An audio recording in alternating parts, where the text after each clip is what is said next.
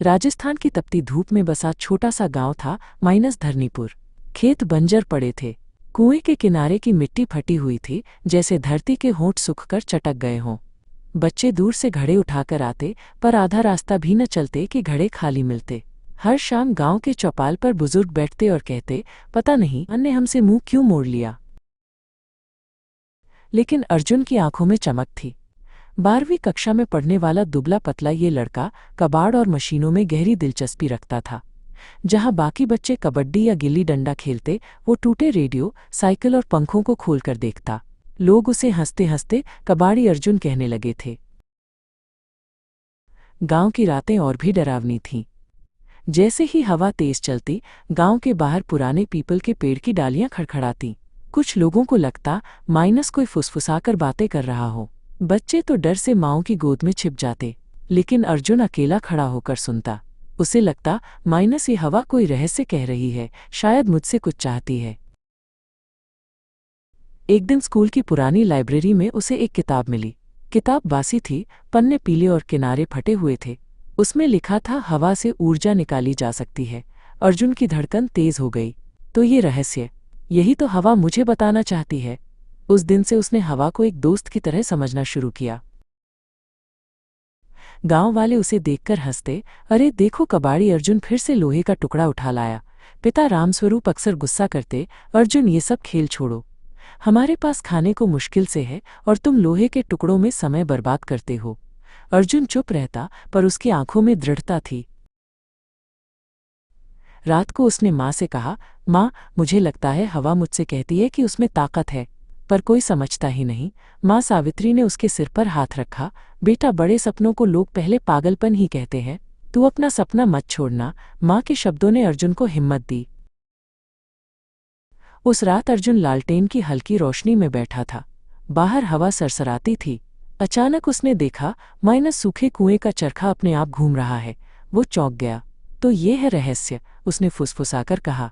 उसने कॉपी पर पंखे जैसी आकृतियां बनाईं। अगर हवा से पहिया घूम सकता है तो बिजली भी पैदा कर सकता है। अगले दिन से अर्जुन कबाड़ खाने से टूटे पंखे, साइकिल की चेन, मोटर और जंग लगी पाइप लाने लगा। दिन रात उसने मेहनत की, लोहे की पाइपें जोड़ी, पहिया लगाया, लकड़ी की ब्लेड काटी। धीरे धीरे खेत की मेड़ पर एक ढांचा खड़ा हो गया। गांव वाले उसे देखकर हंसते, देखो हवा का खिलौना बना रहा है। एक रात रहस्यमयी हादसा हुआ। अचानक तेज झोंके से ढांचे का ऊपर का हिस्सा टूटकर गिर पड़ा।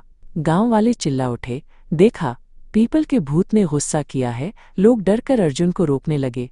बेटा मान जा, ये बुरी आत्माओं का काम है। अर्जुन निराश था, पर हारा नहीं था। उसने टूटे हुए हिस्सों को ध्यान से देखा। ये भूत का काम नहीं, मेरी गलती है, उसने सोचा। ढांचा कमजोर था। उसने रेलवे लाइन के पास से एक पुराना मोटा पाइप ढूंढा और लकड़ी के ब्लेड को ज्यादा सावधानी से तराशा। कई दिनों की मेहनत के बाद नया मजबूत ढांचा फिर तैयार हुआ। इस बार उसने एक पुरानी साइकिल की डायनेमो को तारों से जोड़कर अपनी झोपड़ी में एक बल्ब लगा दिया।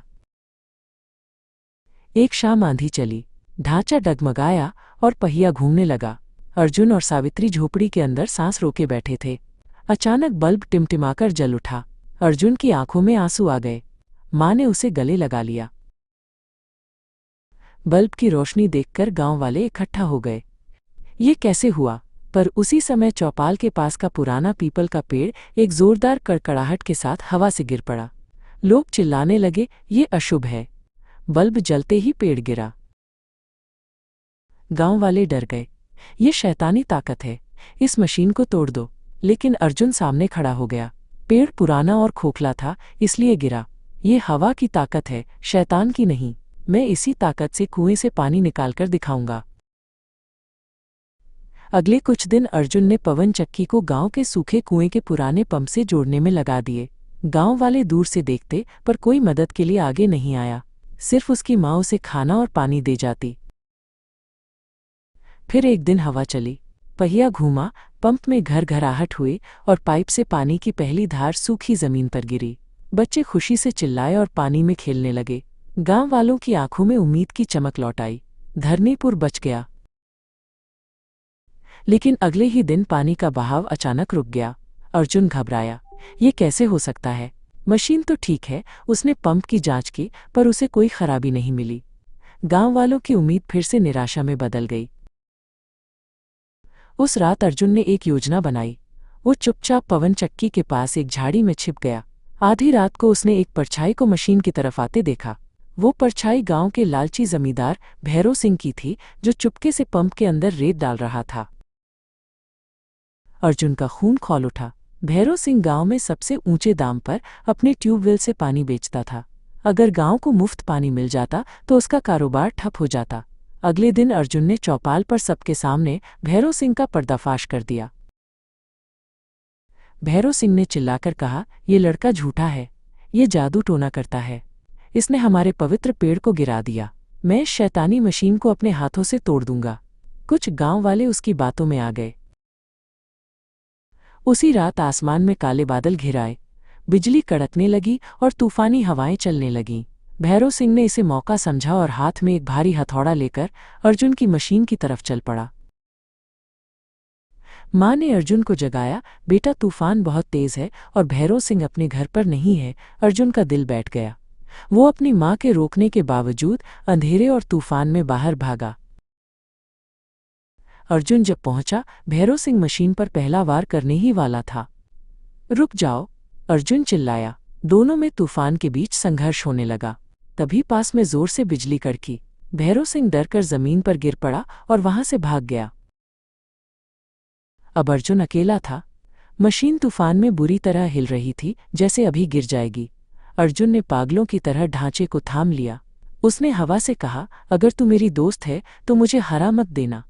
वो अपनी पूरी ताकत से उसे पकड़े रहा। सुबह जब तूफान थमा तो गांव की झोपड़ियां टूटी हुई थीं, पर अर्जुन की मशीन अडिग खड़ी थी। और इस बार माई न सिर्फ बल्ब जले, बल्कि पूरा गांव रोशनी से जगमगा उठा और कुएं से पानी निकलकर खेतों में बह रहा था। उस दिन से अर्जुन हवा का बेटा कहलाने लगा। धरनीपुर अब सिर्फ एक गांव नहीं रहा, बल्कि आशा की मिसाल बन गया।